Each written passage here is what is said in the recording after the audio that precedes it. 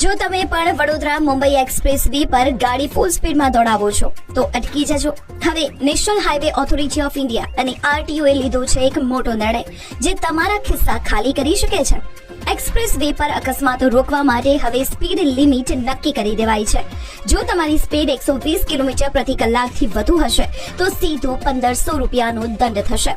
ખાસ કરીને ગણદેવીથી વડોદરા વચ્ચે દર 10 કિલોમીટરના અંતરે અત્યાધુનિક હાઈટેક સ્પીડ કેમેરા ગોઠવી દેવામાં આવ્યા છે.